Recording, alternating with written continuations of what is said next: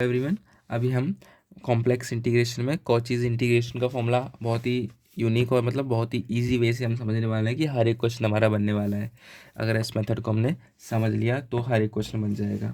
तो आपको बस एक चीज़ याद रखनी है कि कभी भी कॉचीज इंटीग्रेशन लिखा हो कि सॉल्व बाय कॉचीज इंटीग्रेशन, तो आपको उसका आंसर आपका हमेशा होता है जैसे कि D z upon z minus एक, कुछ भी मतलब हो हमारे कॉचीज इंटीग्रेशन, उसका आंसर हमेशा होता है एफ ए इंटू 2 पाई आई। ये होता है फॉर्मूला। अब ये क्या होता है एफ ए होता है इस जेड डी जेड के आगे वाला कोफिशिएंट। जैसे इसका कोफिशिएंट बना तो इसमें एफ ए क्या हो जाएगा, 1 हो जाएगा। ये आपको याद रखना है। एफ ए क्या होता है, इसके डी जेड के आगे वाला कोफिशिएंट। तो अगर आप देखना चाहें तो इसको आप ऐसे भी लिख सकते हैं, f a d z upon z minus a. इसका फॉर्मूला हो जाता है एफ ए 2 पाई आई। मतलब कुल मिला के मैं ये कहना चाह रहा हूँ, जो 2 पाई आई तो लिखना ही लिखना है, उसके साथ जो एफ ए मल्टीप्लाई करते हैं वो डी जेड के आगे वाला कोफिशिएंट होता है। बस ये बताना चाह रहा हूँ, एफ ए होता है डी जेड के आगे वाला कोफिशिएंट या फिर डी जेड के आगे वाली टर्म, वो होता है हमारा एफ ए। इतना समझ गए। अब सिंपल कोई भी इंटीग्रेशन करना है हमें, तो एक एग्जांपल लेट कर लेते हैं। Let example z upon z square minus 3z+2, इसको हमने लेट कर लिया। अब इसका इंटीग्रेशन करना है, तो आपको एक बात याद रखनी है। सबसे पहले तो एक बात सुने कि नीचे हमारा नीचे को हम सिंगुलर पॉइंट बनाना होता है। मतलब नीचे सिंगुलर पॉइंट क्या होता है, सिंगुलर पॉइंट वो पॉइंट होता है जहाँ पे हमारा वैल्यू आ जाए नॉट डिफाइंड। जैसे कि इसमें सिंगुलर पॉइंट क्या है, जेड माइनस से जीरो कब होगा, जीरो होगा तभी तो नॉट डिफाइन हो जाएगा। तो जेड माइनस से हमारा जीरो होगा ए पे, जब यहाँ पे z equal to a put करेंगे तब ये नॉट डिफाइन हो जाएगा। तो कुल मिला के हमें नॉट डिफाइन वाले पॉइंट्स निकालने होते हैं। नॉट डिफाइन को नीचे करके बाकी सारा टर्म ऊपर कर देते हैं। जो नॉट डिफाइन हमें चाहिए उसको नीचे रख के बाकी सारा टर्म ऊपर। अब देखो ये तो इसमें तो एक ही रूट निकलेगा। पहले देखो करके देखते हैं सॉल्व। इसमें ना एक आपको कर्व भी दे रखा होगा, जैसे कि इस क्वेश्चन में कर्व दे रखा है, कहाँ है, ये रहा, z-2 mod equal to half. ये कर्व दे रखा है। हमेशा कर्व हमेशा गिवन होगा तभी ये क्वेश्चन सॉल्व होगा। इस कर्व के रिस्पेक्ट में तुम्हें इसका इंटीग्रेशन करना है।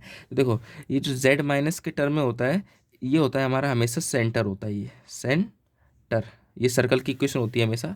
तो देखो ये होता है सेंटर, हमेशा नहीं, मतलब हो सकता है कि डिफरेंट डिफरेंट हो, लेकिन जनरली सर्कल ही मिलेगा। क्योंकि कॉम्प्लेक्स नंबर क्या होता है, सर्कल के ही फॉर्म में होता है। चलो चलो ये देखो, ये जो z माइनस के टर्म में होता है ये सेंटर है।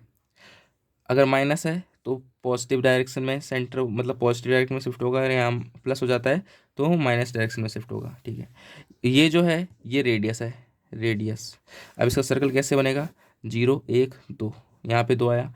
अब 2 पे है सेंटर, हाफ यूनिट का बना देना सर्कल। हाफ यूनिट यही तो होगी, लो हाफ यूनिट सर्कल बना दिया। ठीक है, अब मतलब जो भी हमारे z के पॉइंट होने चाहिए इस सर्कल के अंदर होने चाहिए। मतलब 2, मतलब यहाँ से अंदर ही होने चाहिए इसके पॉइंट। चलो अब इसका हम निकालते हैं सिंगुलर पॉइंट। सिंगुलर पॉइंट निकालेंगे तभी हमें पता चलेगा कि इसके पॉइंट्स कहाँ आ रहे हैं। जैसे हम इसका सिंगुलर पॉइंट निकालेंगे तो देखो इसका हम जैसे फैक्टराइजेशन करेंगे, इसका फैक्टराइजेशन हमारा हो जाएगा z-1 और z-2। मतलब इसका फैक्टराइज नीचे वाले का फैक्टराइजेशन करोगे तो ये आएगा। ये जीरो कब कब होगा, जब z=1 होगा और z=2 होगा। अब देखो z=1, z=1 यहाँ पे, ये तो सर्कल के बाहर है तो z=1 हम कंसिडर नहीं करेंगे, z=2 हम कंसिडर करेंगे। z=2, ये देखो यार z=2 सर्कल के सेंटर में है, मतलब सर्कल के अंदर होना चाहिए, कुल मिला के अंदर है। चलो ठीक है, अब z=2 पे कौन सी बात हो रही है, ये मतलब ये सिंगुलर पॉइंट कंसिडर करेंगे, इसको कंसिडर नहीं करेंगे। तो इस क्वेश्चन को हम कैसे लिख सकते हैं, ऊपर वाले को क्वेश्चन को हम ऐसे लिख सकते हैं, z-1 और z-2, ये बना हमारा।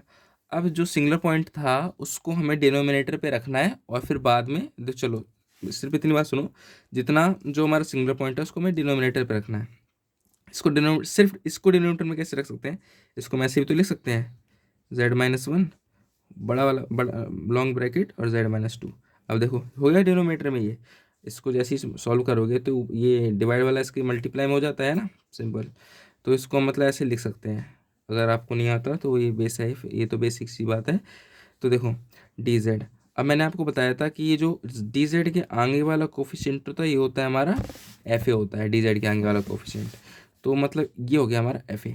तो फॉर्मूला क्या होता है हमारा, fa 2 पाई आई, ये फॉर्मूला होता है।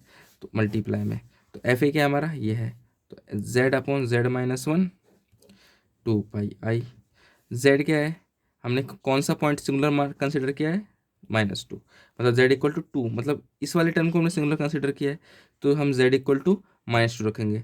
अगर हम इस वाले को कंसिडर करते हैं तो z इक्वल टू +1 रखते हैं, इस वाले को कंसिडर किया है इसलिए z इक्वल टू +2 रखेंगे। मतलब जो सिंगुलर पॉइंट हम नीचे बनाते हैं उसी का जिस पे वो होता है वो हमें नंबर ऊपर रखना होता है। इसका सिंगुलर पॉइंट 2 है तो यहाँ पे हम z की वैल्यू 2 रख देंगे, तो 2/2 - 1, 2 - 1 1 हो गया, इंटू 2πi, तो इसका आंसर हो गया 4πi। ऐसे इंटीग्रेशन हो जाता है। अब क्वेश्चन में क्या होता है कि कभी कभी दोनों वैल्यू हो जाती है अंदर, जैसे कि मान लो ये थोड़ा बड़ा सर्कल होता है, अगर ये तो हमारा आंसर आ गया। अब मैं इसके आगे बता रहा हूँ, अगर बड़ा थोड़ा लॉन्ग होता तो कैसे करना है। मान लो ये थोड़ा बड़ा सर्कल होता जिसके अंदर 1 भी आता 2 भी आता, अगर 1 भी आता 2 भी आता तो क्या करते वो सुन लो। अगर मान लो सेम क्वेश्चन में मॉडिफाई कर दूँ, अगर ये सेम क्वेश्चन में मॉडिफाई कर दूँ, जैसे कि क्वेश्चन तो वही रहेगा 3z + 2 dz इंटीग्रेशन, इसमें मैं इक्वेशन चेंज कर देता हूँ। जैसे कि अभी हमारी इक्वेशन थी सेंटर 2 था और रेडियस सिर्फ हाफ था, अगर मैं इसका रेडियस 2 रख दूँ तो मतलब कैसे बन जाएगा सर्कल इसका। यहाँ ये रहा 1 0 है, ये 1 है, ये 2 है, इस 2 से 1 2 मतलब इतना बड़ा सर्कल बनेगा। मतलब इसके अंदर 1 भी आएगा, 2 भी आएगा, 0 भी आएगा, 3 भी आएगा, 4 भी आएगा। इस सर्कल के अंदर सब आ रहे हैं। अब देखो जैसे इसका ये क्या बन गया था, इसके z की वैल्यू 1 और 2 आई थी, नीचे वाले का सिंगुलर पॉइंट निकाले थे तो 1 और 2 आया था। अब इसमें क्या हो रहा है, 1 भी सर्कल के अंदर है, 2 भी सर्कल के अंदर, तो ये ना 2 कर्व में स्प्लिट होगा, कर्व 1 कर्व 2 का इंटीग्रेशन। तो इसको हम कैसे कर देंगे, देखो कर्व 1 मान लो हम पहले z1 के लिए ले रहे हैं। 1 के लिए क्या था हमारा, पहले तो सिंपल हम लिख देते हैं क्या था हमारा, z-1 था और z-2 था, यही था हमारा। इसको जब हमने फैक्टराइज कर दिया, अब अगर हम z-1 मतलब z इक्वल टू +1 अगर हम सिंगुलर पॉइंट ले रहे हैं, अगर ये सिंगुलर पॉइंट है तो सिर्फ यही टर्म नीचे रहेगी, बाकी टर्म ऊपर हम लिखेंगे। कैसे लिखेंगे, z/z-2 अपॉन z-1, है ना, ऐसे लिख सकते हैं इंटीग्रेशन dz प्लस दूसरा कर्व में क्या होगा, दूसरे कर्व में हम 2 लेंगे, 2 मतलब इस वाले पॉइंट, ये हमारा सिंगुलर कंसीडर होगा और सिंगुलर को हम नीचे रखना है हमें, तो इसको हम लिख सकते हैं z अपॉन, ये हमारा एट z इक्वल टू 1 के लिए, अब हम z इक्वल टू 2 के लिए लिख रहे हैं, z upon z-2 z-1 dz।